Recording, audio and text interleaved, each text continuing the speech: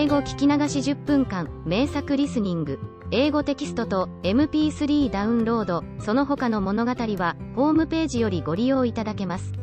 88thpp.com 88thpp.com Aladdin and the Wonderful Lamp. There once lived a poor tailor, who had a son called Aladdin, a careless, idle boy who would do nothing but play all day long in the streets with little idle boys like himself. This so grieved the father that he died. Yet, in spite of his mother's tears and prayers, Aladdin did not mend his ways. One day, when he was playing in the streets as usual, a stranger asked him his age, and if he were not the son of Mustafa the tailor. "I am, sir," replied Aladdin, "but he died a long while ago." On this the stranger, who was a famous African magician, fell on his neck and kissed him, saying, "I am your uncle, and knew you from your likeness to my brother. Go to your mother and tell her I am coming." Aladdin ran home, and told his mother of his newly found uncle. "Indeed, child," she said, "your father had a brother, but I always thought he was dead." However, she prepared supper, and bade Aladdin seek his uncle, who came laden with wine and fruit. He presently fell down and kissed the place where Mustafa used to sit, bidding Aladdin's mother not to be surprised at not having seen him before, as he had been 40 years out of the country. He then turned to Aladdin, and asked him his trade, at which the boy hung his head, while his mother burst into tears.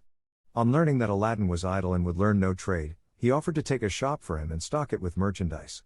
Next day he bought Aladdin a fine suit of clothes, and took him all over the city, showing him the sights, and brought him home at nightfall to his mother, who was overjoyed to see her son so fine. Next day the magician led Aladdin into some beautiful gardens a long way outside the city gates. They sat down by a fountain, and the magician pulled a cake from his girdle, which he divided between them. They then journeyed onwards till they almost reached the mountains. Aladdin was so tired that he begged to go back, but the magician beguiled him with pleasant stories, and led him on in spite of himself. At last they came to two mountains divided by a narrow valley. "We will go no farther," said the false uncle. "I will show you something wonderful, only do you gather up sticks while I kindle a fire." When it was lit the magician threw on it a powder he had about him, at the same time saying some magical words.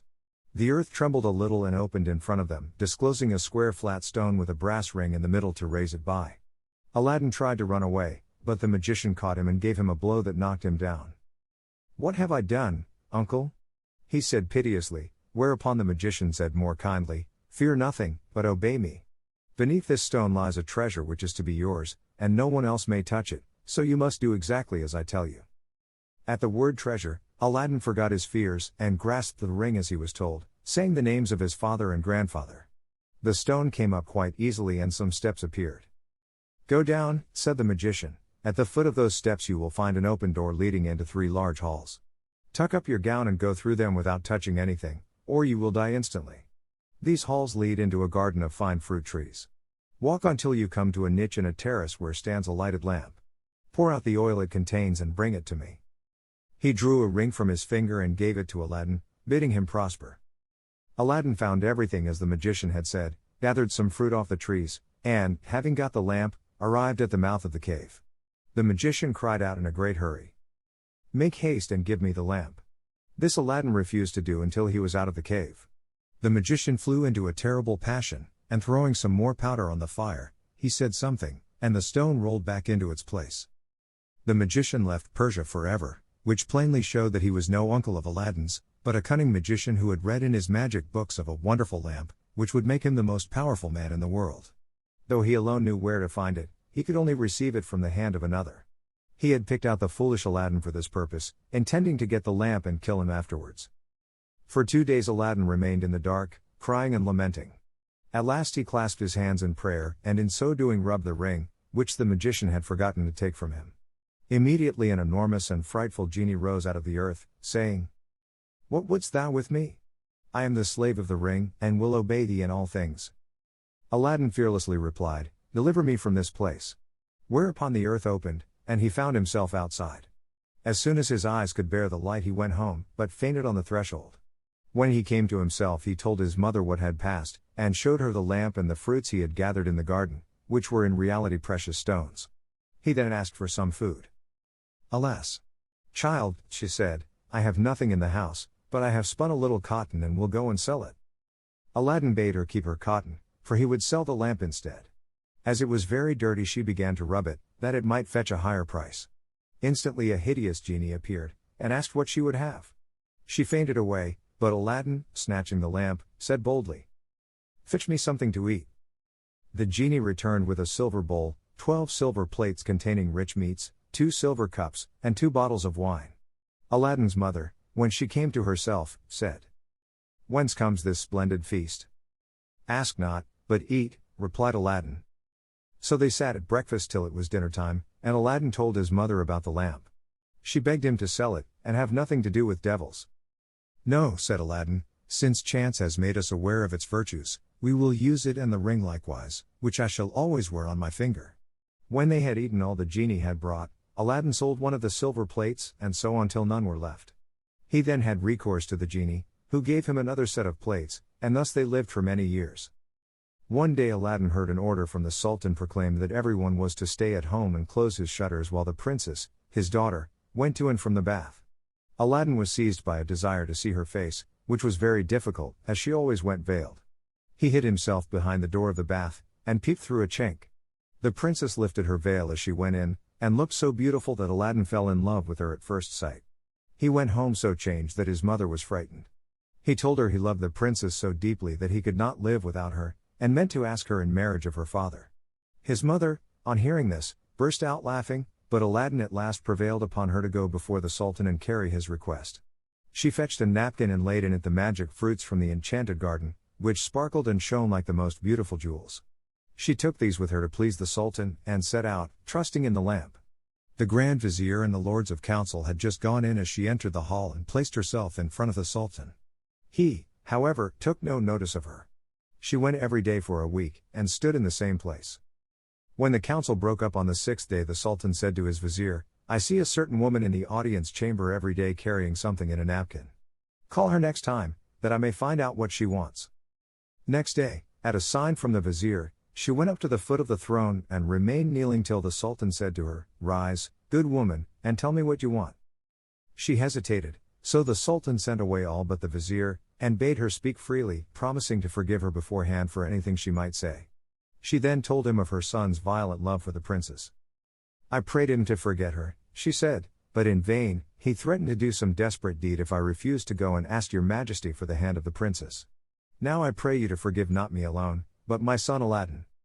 The Sultan asked her kindly what she had in the napkin, whereupon she unfolded the jewels and presented them. He was thunderstruck, and turning to the vizier said, "What sayest thou? Ought I not to bestow the princess on one who values her at such a price?" The vizier, who wanted her for his own son, begged the Sultan to withhold her for 3 months, in the course of which he hoped his son would contrive to make him a richer present. The Sultan granted this, and told Aladdin's mother that, though he consented to the marriage, she must not appear before him again for 3 months. Aladdin waited patiently for nearly 3 months, but after 2 had elapsed, his mother, going into the city to buy oil, found everyone rejoicing, and asked what was going on. "Do you not know," was the answer, "that the son of the Grand Vizier is to marry the Sultan's daughter tonight?"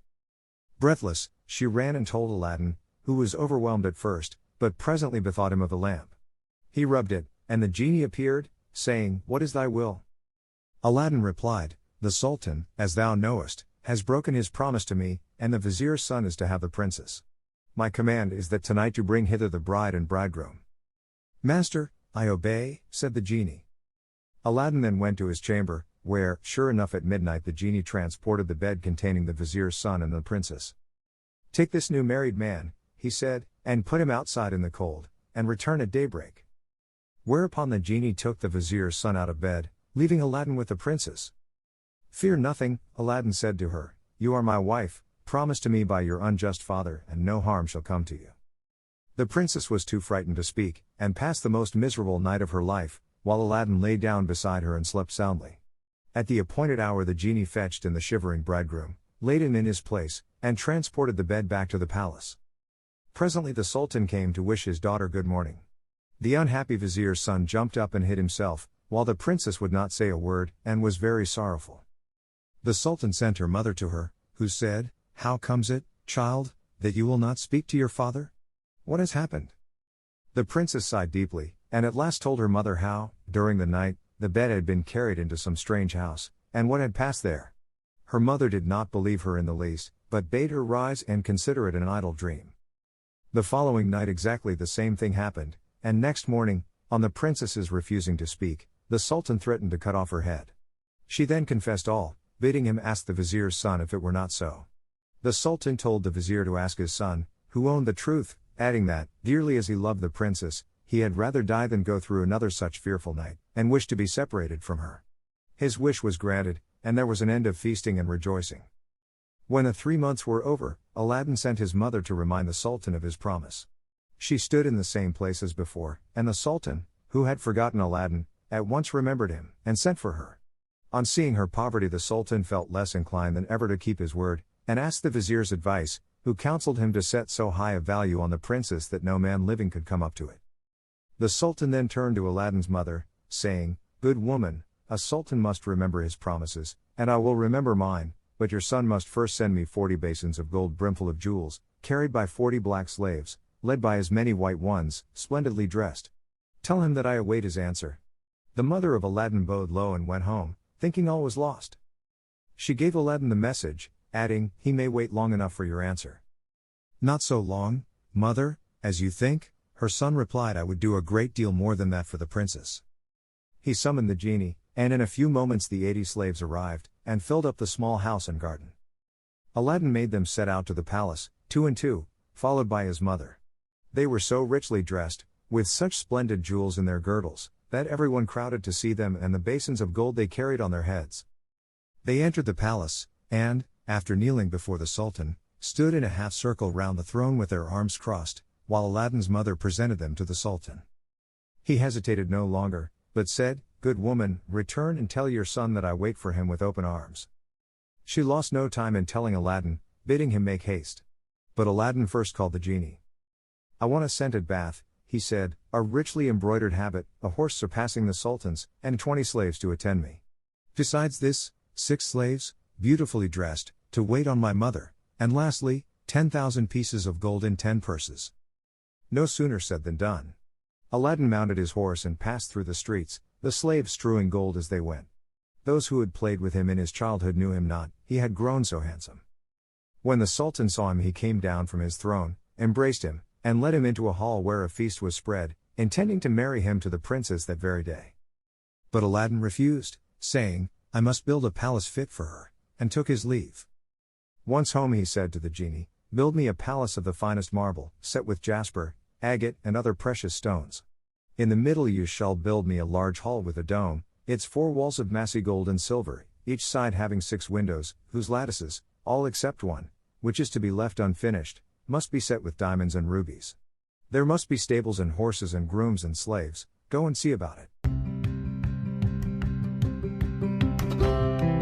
英語聞き流し10分間、名作リスニング。英語テキストと MP3 ダウンロード、その他の物語は、ホームページよりご利用いただけます。88thpp.com 88thpp.com